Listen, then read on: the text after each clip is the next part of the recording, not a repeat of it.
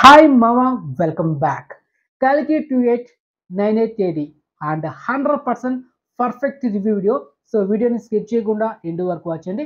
సినిమాలో plus point ఏంటి, minus point ఏంటి, నేను ఇచ్చే రేటింగ్ అండ్ మీకు స్టోరీ 1% కూడా రివీల్ చేయను. అండ్ స్టార్టింగ్ నుంచి ఎండింగ్ వరకు క్లియర్ కట్ ఇన్ఫర్మేషన్ అనమాట. సో అదేవిధంగా ఈ సినిమా థియేటర్లో చూడాలా లేకపోతే వెయిట్ చేసి ఓటీటీలో చూడాలా అది కూడా మీకు ఈ వీడియోలో చెప్పేస్తా. సో మళ్ళీ చెప్తున్న వీడియోని స్కిప్ చేయకుండా ఎండ్ వరకు వచ్చండి. దాదాపు 3 గంటల 5 నిమిషాలు రన్ టైం ఉన్న సినిమా నేను ఒక 10 నిమిషాలు రివ్యూ వీడియో చేస్తే తప్పులేదు కదా, ఎందుకంటే చాలా డెప్త్ ఉన్న సినిమా మామ. సో అందుకే చాలా మాట్లాడుకుందాం మనం రివ్యూ వీడియోలో. సో ఇక లేట్ చేయకుండా వెళ్ళిపోదాం. ఇక ఫస్ట్ హాఫ్ విషయానికి వస్తే మామ, ఫస్ట్ హాఫ్ విషయానికి వస్తే కొంచెం స్లో నేరేషన్ కాదు, మరీ స్లో నేరేషన్ అనమాట. అండ్ ప్రభాస్ ఇంట్రొడక్షనే ఒక 15 నిమిషాల తర్వాత ఉంటుంది మామ. అంతవరకు ఫ్యాన్స్ ఓపిక పడతారా? ఓపిక పట్టే ఏం చేద్దాం, 3 గంటల 5 నిమిషాలు రన్ టైము. సో అది ప్రభాస్ ఇంట్రొడక్షన్ ఒక 15 నిమిషాల తర్వాత ఉందన్నమాట. అదేవిధంగా ఫస్ట్ హాఫ్లో ఒక 5 మంది గెస్ట్ రోల్ అపీరెన్స్ ఉందన్నమాట మనకు. కానీ సెకండ్ హాఫ్లో ఏ యాక్టర్ అపీరెన్స్ ఉండదు. మొత్తం 5 మంది యాక్టర్స్ మనకు ఫస్ట్ హాఫ్లో చూపించేశారు డైరెక్టర్ నాగ్ అశ్విన్. చెప్పాను కదా, మనకు కొంచెం స్లో నేరేషన్ ఉంటుంది. ప్రభాస్ ఫస్ట్ హాఫ్లో ఒక 4-5 సీన్స్ మాత్రం కనిపిస్తాడు మామ. ఇంటర్వెల్ బ్యాంక్ చాలా బాగుంటుంది, కానీ గూస్ బంప్స్ వచ్చే సీన్స్ మాత్రం లేదు. ఇది ఇంటర్వెల్ సీన్లో. కానీ క్లైమాక్స్ మళ్ళీ దాని గురించి మాట్లాడుకుందాం. అండ్ ప్రభాస్ ఇంట్రడక్షన్ సీన్ కానీ, తాను క్రియేట్ చేసిన ఆ రోబోటిక్ కార్ కానీ అదిరిపోద్ది. ఆ ఆ ప్రపంచం, ఆ వరల్డ్, అబ్బా స్క్రీన్ మీద చూస్తూ ఉంటే ఏంది ఆ ప్రొడక్షన్స్ వాల్యూస్. దీని గురించి మళ్ళీ మాట్లాడుకుందాం. ఒక్కొక్క కేటగిరీ గురించి మనం మళ్ళీ మాట్లాడుకుందాం. అది ఫ్లోలో అప్పుడప్పుడు వచ్చేస్తూ ఉంటుంది. ఇక ప్రభాస్ క్యారెక్టర్ గురించి మనం మాట్లాడుకున్నామా, భైరవ. ఈ సినిమాలో అతని క్యారెక్టర్ పేరు భైరవ. ఓకే. ఇక మనకు గెస్ట్ అపియరెన్స్ ఒక 5 మంది క్యారెక్టర్ వచ్చి వెళ్ళిపోతారు. అంత ఇంపార్టెన్స్ ఏమి ఉండదు. ఎవరిది కూడా అంత ఇంపార్టెన్స్ ఉండదు. ఓకే. ఇక ఫస్ట్ మ్యూజిక్ డైరెక్టర్ గురించి మాట్లాడుకుందాం. మ్యూజిక్ డైరెక్టర్ ఎవరో తెలుసా? Santosh Narayanan. So background music ఇచ్చాడు మా సినిమాకి. ఒక్కొక్క సీన్‌లో అంటే ఎస్పెషల్లీ అమితాబ్ బచ్చన్ గారు అండ్ అదేవిధంగా ప్రభాస్ వీళ్ళిద్దరి మధ్య ఆ ఫైట్ సీన్స్‌లో బ్యాక్‌గ్రౌండ్ మ్యూజిక్ ఇంపాక్ట్ ఒక లెవెల్ ఉంటుంది. అదరగొట్టాడు మా బ్యాక్‌గ్రౌండ్ మ్యూజిక్. సినిమాలో ఒక 2 సాంగ్స్ ఉన్నాయి. అండ్ తర్వాత హీరోయిన్ దిశా పటాని ప్రభాస్‌కి పెయిర్ అనమాట జోడీగా. సో తన క్యారెక్టర్ ఏదో ఒక 5 నిమిషాలు ఉంటుంది. తర్వాత మళ్ళీ కనిపించదు. మళ్ళీ సెకండ్ హాఫ్‌లో ఆ క్యారెక్టర్ కనిపించేది. అలా వచ్చి వెళ్ళిపోయిందనమాట ఆ క్యారెక్టర్. అది కూడా అంత ఇంపార్టెన్స్ లేదనమాట. తర్వాత ఇక రాజేంద్ర ప్రసాద్ గారు ఉన్నారు. ఆయన క్యారెక్టర్ కొంచెం డెప్త్ ఉంటుంది. అది కూడా ఒక 5 నిమిషాల క్యారెక్టర్ అలా వెళ్ళిపోతుంటుందనమాట. అలా ఒక్కొక్క క్యారెక్టర్ మనకు వెళ్ళిపోతూ ఉంటుంది. కానీ మనకు స్టార్టింగ్ నుంచి ఎండింగ్ వరకు ఉన్న క్యారెక్టర్ ప్రభాస్ అండ్ అశ్వత్థామ క్యారెక్టర్‌లో యాక్ట్ చేసిన అమితాబ్ బచ్చన్ గారు. ఎస్పెషల్లీ మాట్లాడుకోవాలి మనం అమితాబ్ బచ్చన్ గారి గురించి. ఆ హైటు, ఆ కటౌట్, అసలు ప్రభాస్, అమితాబ్ బచ్చన్ గారి మధ్య వచ్చే ఫైట్ సీన్స్ మాత్రం విజిల్స్, కేకలు, అరుపులు మామ. ఏంటి అది కటౌట్ అబ్బబ్బా! ఇద్దరికి ఇద్దరు సాటి మామ. నాకు అనిపించింది ఆ అశ్వత్థామ క్యారెక్టర్‌లో అమితాబ్ బచ్చన్ గారు కాకుండా మెగాస్టార్ చిరంజీవి గారు గాని, లేకపోతే నటసింహ నందమూరి బాలకృష్ణ గారు చేసుంటే మామ సీట్లు చినిగిపోయుంటాయి. స్క్రీన్ తగలబెట్టేసుంటారు. అలాంటి రేంజ్ ఒక లెవెల్ ఎళ్ళిపోయింటది సినిమా. నిజంగా మెగాస్టార్ నాకు అనిపించింది. అప్పుడే అనుకున్నా. ఆ అమితాబ్ బచ్చన్ గారు ఆ అశ్వత్థామ క్యారెక్టర్‌లు చేసినప్పుడు, అరే! 'సైరే నరసింహారెడ్డిలో' ఆ కొప్పు వేసుకొని, ఆ లాంగ్ హెయిర్‌తో ఆ క్యారెక్టర్ మెగాస్టార్ చిరంజీవి గారు చేసుంటే వాడమ్మ బొడవ ఎలా ఆ విధంగా ఊహించుకోనమాట. కానీ ఏ మాటకి ఆ మాట అమితాబ్ బచ్చన్ గారు కూడా ఇరగదీశారు మామ యాక్టింగ్. వీళ్ళిద్దరి మధ్య వచ్చే సీన్స్ గాని, ఫస్ట్ హాఫ్‌లో గాని, సెకండ్ హాఫ్‌లో గాని వేరే లెవెల్ అంతే. అసలు 'అశ్వత్థామ' క్యారెక్టర్ అమితాబ్ బచ్చన్ గారిది అయ్యయ్యో!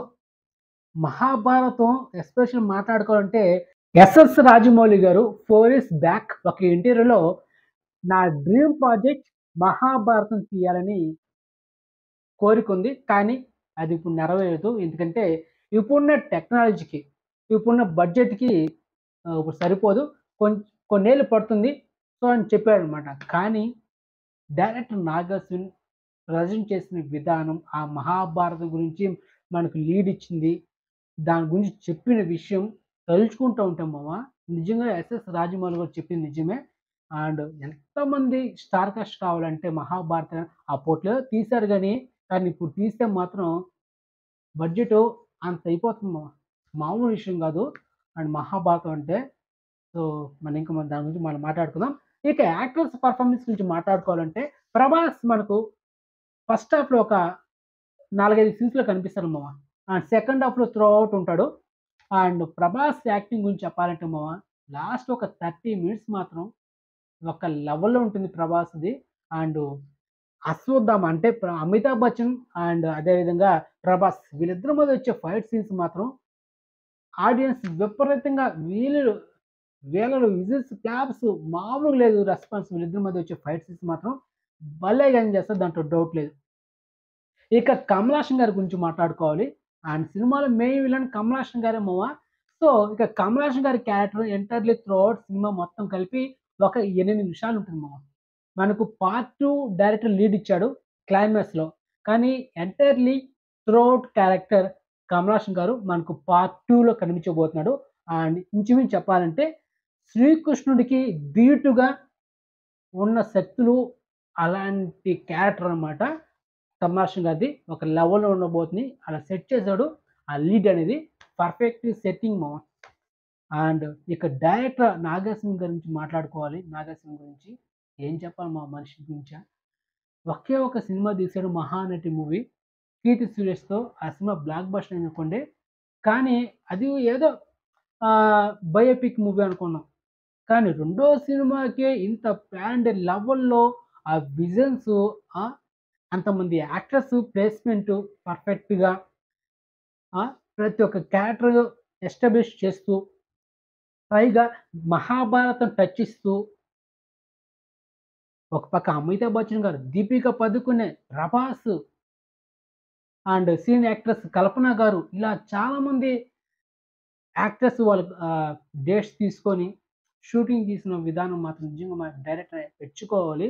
అండ్ ప్రజెంట్ చేసిన విధానం, స్టోరీ చెప్పిన విధానం గాని మైండ్ బ్లోయింగ్ మామ.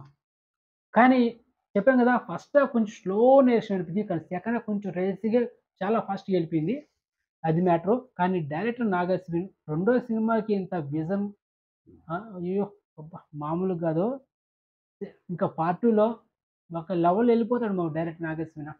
ఇక సినిమాటోగ్రఫీ, ప్రొడక్షన్ వాల్యూస్ గురించి మాట్లాడుకుందాం. సినిమాటోగ్రఫీ గాని, ప్రొడక్షన్స్ వాల్యూస్ గాని, వీఎఫ్ఎక్స్ ఒక స్టాండర్డ్‌లో ఉంది మామ. హై స్టాండర్డ్స్‌లో అండ్ హాలీవుడ్ మూవీస్ ధీటుగుంది. దాంట్లో డౌట్ లేదు. మీరు పెట్టిన డబ్బులకి వర్త్ అని చెప్పొచ్చు.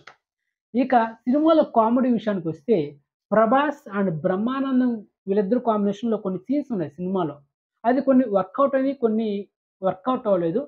సో, అదే విధంగా 'అమితాబ్ బచ్చన్' అండ్ 'ప్రభాస్' వీళ్ళిద్దరు కాంబినేషన్‌లో కొన్ని సీన్స్ ఉన్నాయి మనకు సినిమాలో. ఫైట్ సీన్స్‌లో అక్కడ కొన్ని కామెడీ జనరేట్ అవుతుంది. అది కొంచెం బావుంటుందనమాట. అండ్ 'ప్రభాస్' కామెడీ ట్రై చేశాడు. కొన్ని వర్కౌట్ అయింది, కొన్ని వర్కౌట్ అవ్వలేదు. నెక్స్ట్ హీరోయిన్ 'దీపిక పదుకునే' గురించి మాట్లాడుకోవాలి. ఈ సినిమాలో హీరోయిన్ 'దీపిక పదుకునే' ఆమె క్యారెక్టర్ చాలా ఇంపార్టెన్స్ ఉంది. కథ మొత్తం ఆమె చుట్టూ తిరుగుతూ ఉంటుంది. అండ్ అదేవిధంగా అమితాబ్ బచ్చన్ గారు కూడా 'దీపిక పదుకునే' గురించి వెతుకుతూ ఉంటారనమాట. దేని గురించి అనేది మీ సినిమాలో చూడాలి. అది చాలా బాగుంటుంది. అండ్ అదేవిధంగా 'దీపిక పదుకునే', అమితాబ్ బచ్చన్ గారు అండ్ 'ప్రభాస్'. సో వీళ్ళు ముగ్గురు చుట్టూ కథ తిరుగుతూ ఉంటుంది. అంటే త్రూ అవుట్ స్టార్టింగ్ నుంచి ఎండింగ్ వరకు ఒకరు కాకపోయినా మిగతా ఇద్దరు అంటే అమితాబ్ బచ్చన్, దీపిక పదుకునే వీళ్ళ స్క్రీన్ ప్రెజెన్స్ ఎక్కువ ఉంటుందన్నమాట. మిగతా ఆర్టిస్టుల కన్నా వీళ్ళ ముగ్గురు స్క్రీన్ ప్రెజెన్స్ ఎక్కువ ఉంటుంది సినిమాలో అది. అండ్ తర్వాత ప్రభాస్ క్రియేట్ చేసిన ఆ రోబోటిక్ కార్ అయితే చాలా బాగుంటుంది. అండ్ ఆ రోబోటిక్ వాయిస్ అయితే లేడీ వాయిస్ సూపర్ ఉంటుంది అనమాట. లాస్ట్ క్లైమాక్స్ లో శ్రీకృష్ణుడే కర్ణుడి గురించి పొగుడుతూ ఉంటే రోమాలు నిప్పబడుతున్నాయి స్వామి. అటు ఒళ్ళు గగిలిపోస్తా ఉంది. గూస్ వస్తున్నాయి. అప్పుడు అనిపించి నాకు అరే! నెక్స్ట్ ఇయర్ ఎస్ఎస్ రాజమౌళి గారు మహాభారతం స్టార్ట్ చేస్తే బాగుండే అని. ఎందుకంటే కర్ణుడి గురించి ఇచ్చిన బిల్డప్ అయితే మామూలుగా లేదు మామ. నిజంగా గూస్ వచ్చేసాయి. అండ్ ఆ సీన్ మాత్రం హైలైట్‌గా ఉంటుంది. చెప్పాను కదా! లాస్ట్ ఒక 30 నిమిషాలు మాత్రం ఏ మాటకి మాట మీరు 500 పెట్టినా, రూ. 1000 పెట్టినా వర్త్ అని చెప్పొచ్చు. అది మొత్తానికి. సో, ఫైనల్‌గా ఈ సినిమాకి నేనిచ్చే రేటింగ్ 5కి ఔట్ ఆఫ్ 4. ఎందుకంటే 1 తగ్గించానంటే ఫస్ట్ హాఫ్ కొంచెం స్లో నేరేషన్ ఉంది. సెకండ్ హాఫ్ స్టార్ట్ అయినా కూడా ఒక 20 మినిట్స్ కొంచెం స్లోనెస్ ఉంటుంది. ఎందుకంటే స్టోరీ ప్రెజెంట్ చేసిన విధానం కొంచెం స్లోగా ఉంటుందనమాట. డైరెక్టర్ ఒక్కొక్క క్యారెక్టర్ రివీల్ చేసుకుంటూ ఫస్ట్ హాఫ్‌లో మనకు ఒక 5 మంది స్పెషల్ గెస్ట్ రోల్ అపియరెన్స్ ఉంది. సో, దానివల్ల కొంచెం లేట్ ప్రాసెస్ అనమాట first half. Second half 20 minutes తర్వాత చాలా ఫాస్ట్‌గా వెళ్ళిపోతుంది. అండ్ తర్వాత 'ప్రభాస్' అండ్ 'అమితాబ్ బచ్చన్' మధ్య ఇద్దరి మధ్య క్లాష్ ఫైట్ సీన్స్ చాలా వర్కౌట్ అయింది. అండ్ లాస్ట్ క్లైమాక్స్ మాత్రం క్లైమాక్స్ ఆ విధంగా సెట్ చేయకుంటే మాత్రం సినిమా దెబ్బడిపోయి ఉండేది. కానీ క్లైమాక్స్ లాస్ట్ 30 మినిట్స్ మాత్రం కాపాడింది సినిమాని. అది మొత్తానికి. కానీ 'ప్రభాస్' సినిమాలో ఏ క్యారెక్టర్ చేసాడో మీకు ఒక ఐడియా ఈ పాటికి వచ్చుండాలి. అది మ్యాటరు. సో, పార్ట్ 2 మాత్రం చినిగిపోతాయి సీట్లు. థియేటర్‌లు తగలబడిపోతాయి. దాంట్లో డౌట్ లేదు. అది మొత్తానికి 100% వర్త్ మూవీ. సో, రేటింగ్ చేశాను. అండ్ ఈ సినిమా స్ట్రీమింగ్ పార్ట్నర్ అంటే OTT partner Amazon prime. Tomorrow మన ఛానెల్‌లో ఈ సినిమా ఓటీటీలో ఎప్పుడు వస్తుందని ఒక వీడియో చేస్తాను.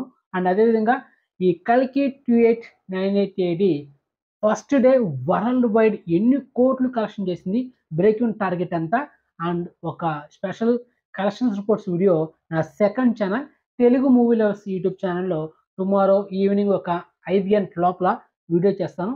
సో, వీడియో కోసం వెయిట్ చేయండి. అండ్ ఈ సినిమా ఏది 'కల్కి 2898 ఏడీ' లాంగ్ రన్ వరకు ప్రతిరోజు మీకు నా సెకండ్ ఛానల్‌లో కలెక్షన్స్ రిపోర్ట్స్ వీడియో చేస్తాను. సో, ఫాలో అవ్వండి. ఓకే. బై మామ.